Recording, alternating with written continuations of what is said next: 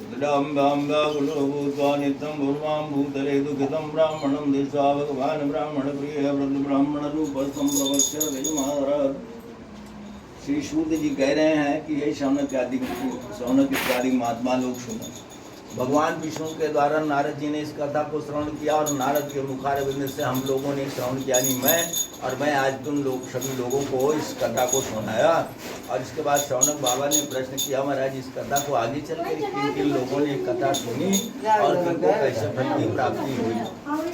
सूत बाबा बोले, कलयुग के शुरुआत में जो है पृथ्वी पर एक सदानंद नामक ब्राह्मण काशीपुरी नामक गांव में निवास करने वाले बहुत गरीब ब्राह्मण थे और वे नित्य भिक्षा मांगते थे, भगवान की भजन करते थे और इसी प्रकार से जीवन बीतता था। अगर भिक्षा मांगना बंद किया तो भोजन की व्यवस्था करते, लेकिन भगवान के बहुत बड़े भक्त थे और इसी प्रकार से धीरे धीरे समय बीतता गया।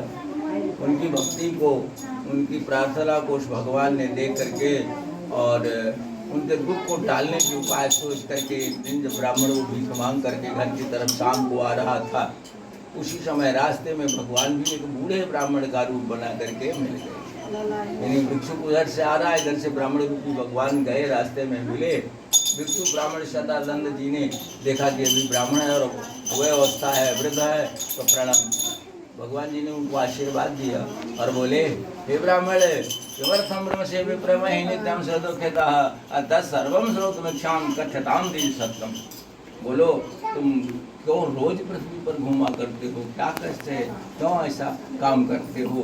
तो जब इस प्रकार से भगवान ने पूछा तो ब्राह्मण ने बताया कि ब्राह्मणवती दरिद्रवाम भिक्षार्थ वही भ्रमे मही उपाय में जानासि कृपया कथय प्रभु। मैं ब्राह्मण हूँ, बहुत गरीब हूँ, भीख मांग करके जीविका चलाता हूँ।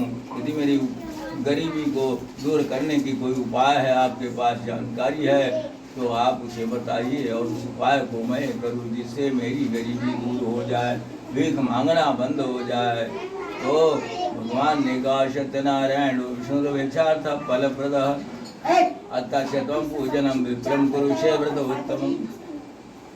भगवान ने ब्राह्मण रूप बन करके और सदानंद ब्राह्मण को बताया, एक सत्यनारायण नाम का व्रत है कथा, उस कथा को तुम सुनो और करो, उसके द्वारा तुम्हारा कल्याण हो जाएगा, गरीबी मिट जाएगी, इसमें संशय नहीं। उपाय नियम पूजा विधि सामग्री सब बता करके भगवान वहाँ से आगे बढ़ गए, अंतर्हित हो गए और सदानंद ब्राह्मण ने मन में संकल्प कर लिया कि आज क्या शाम हो गई है, कल सवेरे मैं जाऊंगा भीख मांगने और जो कुछ पाऊंगा उसके द्वारा सामान ला करके कथा करूंगा। तो तस्मिन् नैवे दिने विप्रय रात्रौ निद्रा न लब्धवान। रात को नींद नहीं आई, सोचता रहा कब सवेरा हो और कब हम जाए भीख मांगे और कब सामान लावे, कब कथा करें। इस प्रकार भगवान के चरणों में नियम की प्रीति बढ़ गई और दूसरे दिन भिक्षा को जब चला तो संकल्प लेकर और उस दिन हुआ क्या, रोज की अपेक्षा 2-4 गुने ज़्यादा भीख मिल गई और फिर ले जा करके बाजार में बेच करके कथा सामग्री ले लिया। कथावाचक ब्राह्मण को निमंत्रण कर दिया शाम को कि महाराज कल आइएगा मेरे घर में कथा करता। दूसरे दिन सवेरे अपने घर की साफ सफाई किया, पड़ोसियों को निमंत्रित किया, जैसे हम लोग विजय बल्लभ हुआ करते हैं इस प्रकार से किया और फिर जो है कथा, ब्राह्मण देवता आ गए, कथा सुना, प्रसाद लोगों को खिलाया, खुद को खाया, आरती धूप प्रसाद गाना बजाना हुआ और थोड़ा आनंद प्राप्त हुआ।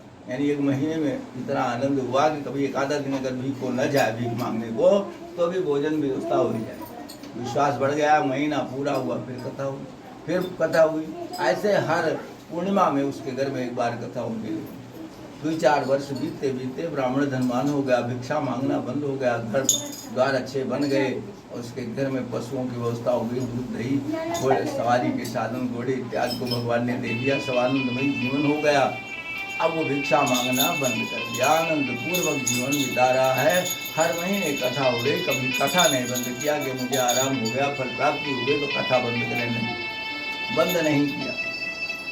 एक उस ब्राह्मण का मित्र था लकड़हारा। लकड़हारे की और ब्राह्मण की बड़ी मित्रता थी, गरीब की गरीब से, धनी की धनी से मित्रता चलती है। ये भीख मांगते और वो लकड़ी बेचता। रास्ते में मिलते, मित्रता मित्र भाव में वार्ता होती, लेकिन जब ये धनवान हो गए, भीख मांगना बंद कर दिया, तो ब्राह्मण से कभी मिले नहीं। इन्हीं लकड़हारे से ब्राह्मण मिले नहीं।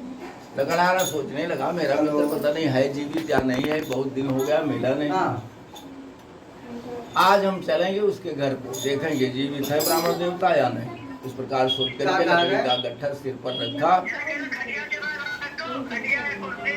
कुछ नहीं तब यहाँ से आए, खाली टेंट हाउस लगाया जाए।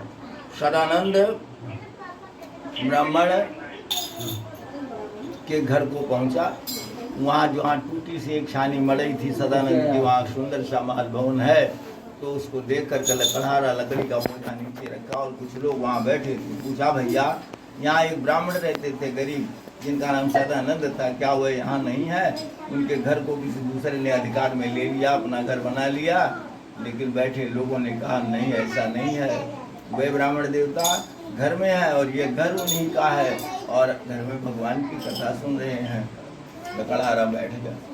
थोड़ी देर बाद कथा पूर्ण हो गई, आरती हुई, प्रसाद हुआ और किसी के द्वारा संदेश हुआ अंदर कि भाई आप, एक मित्र आया, एक व्यक्ति आया है लकड़ी बेचने वाला, जो आपको अपना मित्र बता रहा है। सदानंद जी समझ गए और बाहर आ गए। दोनों एक दूसरे से मिले, दोनों की आंखों से आंसू बहने लगे, प्रेम के, मित्र भाव के, और अपनी व्यथा कथा को दोनों ने वर्णन किया। लकड़हारा ने पूछा महाराज ये अब सब धन संपत्ति आपको कैसे प्राप्त हुई? सदानंद ब्राह्मण ने बता दिया कि बस ये भगवत कृपा है, जो आज कथा हो रही है, भगवान सत्यनारायण स्वामी की कृपा से सारी चीजें हमको पूर्ति परिपूर्ण रूप से प्राप्त हुई। लकड़हारे ने कहा आज कथा में ऐसी ताकत है, तो मैं संकल्प कर रहा हूँ कि अभी ये लकड़ी का बोझा ले जाऊंगा, बेचूंगा बाजार में, और जो पैसा मिलेगा इसके द्वारा सामान ले करके गाँव और अपने घर जा करके दूसरे दिन यानी कल हम भी कथा सुनेंगे।